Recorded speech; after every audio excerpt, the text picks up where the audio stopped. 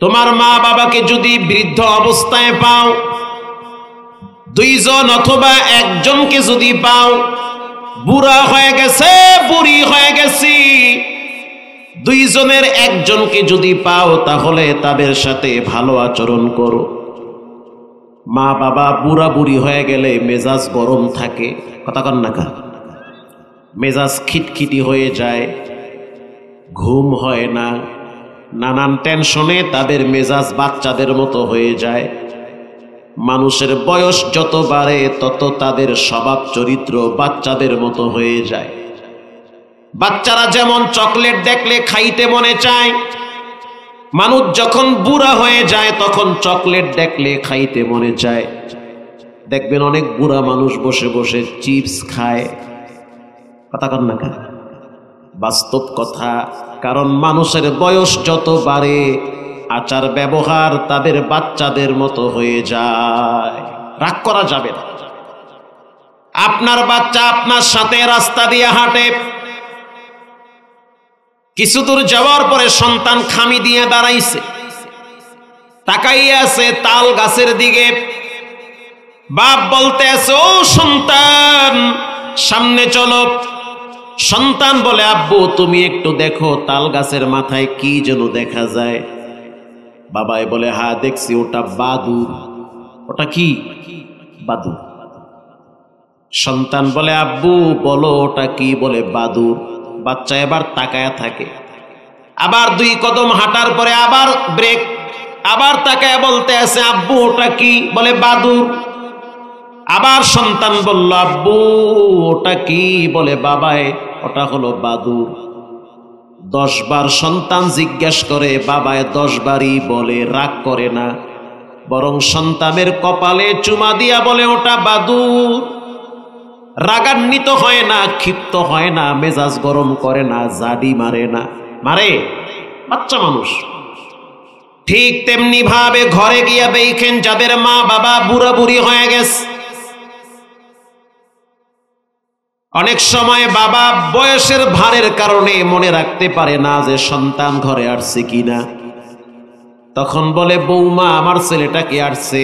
বলে, হ্যাঁ আব্বা আসছে। ও আব্দুর রহমান তুমি কি আসছো? বলে, হ্যাঁ বাবা ঘরে আসছি। 10 মিনিট পর বাবা আবার বলতে আছে, আব্দুর রহমান তুমি কি আসছো? বলে, হ্যাঁ আসছি। আবার বলে, তুমি কি আসছো? বলে, হ্যাঁ আসছি। রাগ করা যাবে না, কারণ বাচ্চাদের মতো মুরব্বীদের স্বভাব চলে আসে, ক্ষিপ্ত হওয়া যাবে না। ছোটবেলায় যেমন আপনাকে আপনার বাবা প্রতিটা প্রশ্নের উত্তর দিত, আপনার উচিত বাবার সাথে ঠান্ডা মাথায় কথা বলা। আল্লাহ বলেন, ওয়ালা তানহারুহুমা, মাথায় জিলকি দিবা না, না পারুম না এমন বলবা না, ঝাড়ি মারবা না, গরম মেজাজে কথা বলবা না, কওলান কারীমা, মিষ্টি ভাষায় কথা বলো, নরম ভাষায় কথা বলো। আপনার মা সারাদিন আপনার কানে বলে তোমার বউ ভালো না, হ মা ঠিক কইছেন বউ ভালো না, একটু ধৈর্য ধরেন, কথা ঠিক না? হ্যাঁ। আর যদি বলেন না আমার বউ অনেক ভালো, দেখবেন মা আরো চেপে। মায়ের সাথে হয় হয় বলেন, প্রতিবন্ধক হইেন না, মায়ের কথার বিরুদ্ধে যাইয়েন না।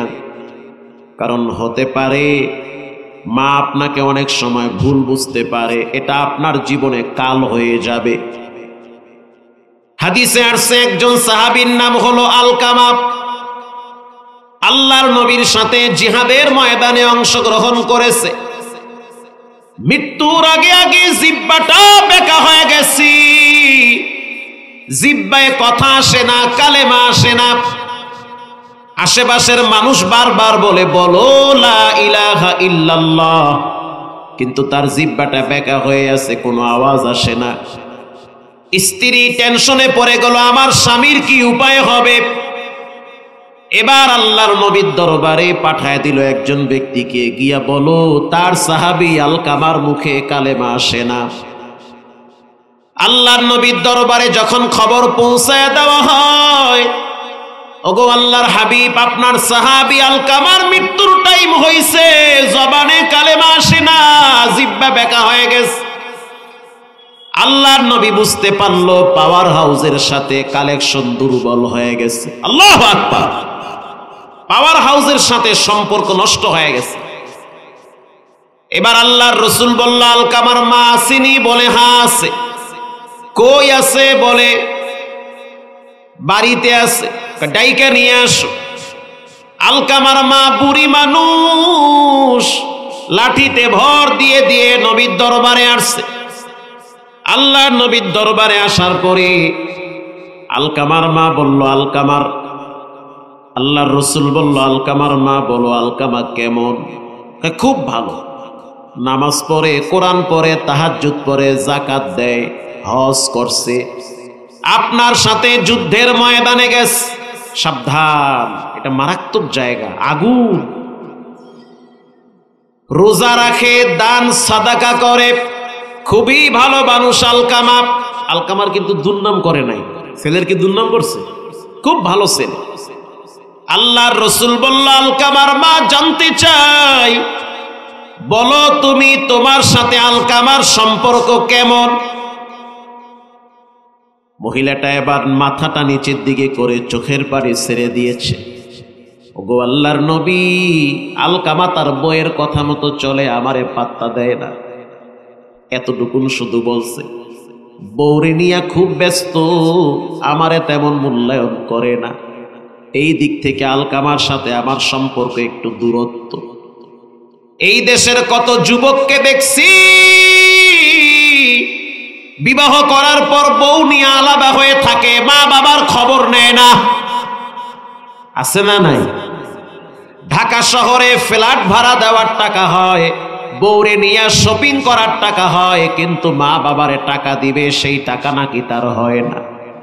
কপাল যে পুড়ছে নিজেও বুঝে না, নিজে যে আধা পাগল সেটাও বুঝে না, নিজের জীবন যে ধ্বংসের দিকে যাচ্ছে সেটাও জানে না।